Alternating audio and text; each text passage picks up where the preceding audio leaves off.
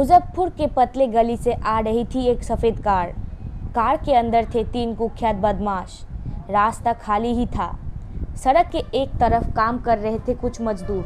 Car जैसे ही मजदूरों के पास पहुंची, मजदूरों के हाथों में बंदूकें आ गई। पल भर में कार के अंदर के बदमाश गोली से बिंध गए।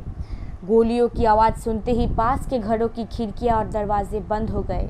सायरन बजाकर ही गली में घुसे थे पुलिस और बदमाशों का शव लेकर ही इलाका छोड़े।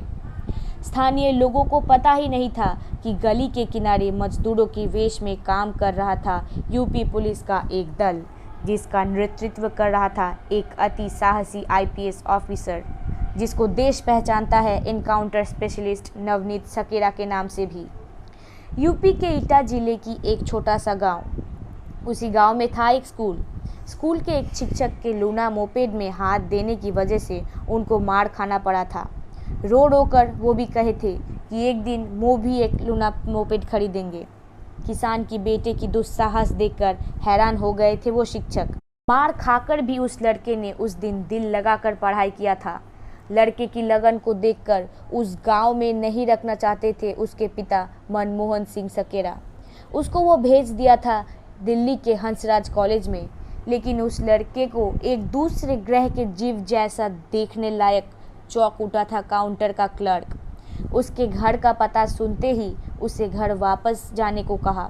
वो लड़का समझ गया था कि अमीरों के बच्चों के साथ उसके जैसा गरीब के लड़के का कभी मिल नहीं बैठ सकता।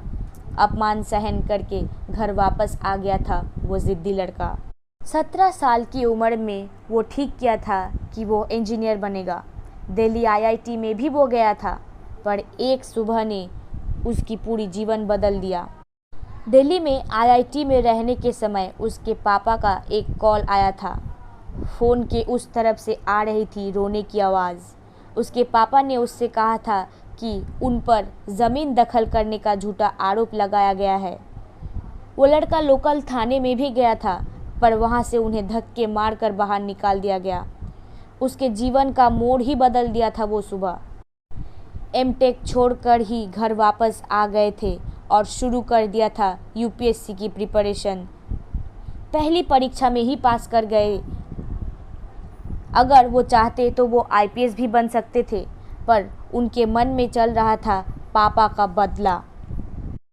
नवनीत सकेरा ने चुन लिया था आईपीएस का रास्ता। 2003 साल के सितंबर महीने में एसएसपी बनकर पहुंच गए थे मुजफ्फरनगर में। अपहरण, लूट, हत्या, डकैती का जन्म स्थान मुजफ्फरनगर तब यूपी सरकार का आतंक बन गया था। वो जन्म स्थान भी तोड़ दिया था सकेरा ने।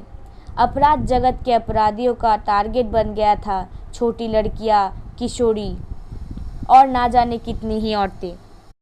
कभी अंदर तो कभी बाहर लांछित हो रही थी नारियां। वहाँ भी चुप नहीं रहे नवनीत। आज वो नारियों के मसीहा है। पुलिस की नौकरी के साथ साथ वो इंडियन स्कूल ऑफ बिजनेस से एमबीए किए हैं। नारियों के एम्पावरमेंट को लेकर वो हर दिन नया कुछ करते रहते हैं। पापा मम्मी के साथ 2020 साल को नवनीत सकेरा आईजी पोस्ट से एडीजी बने थे।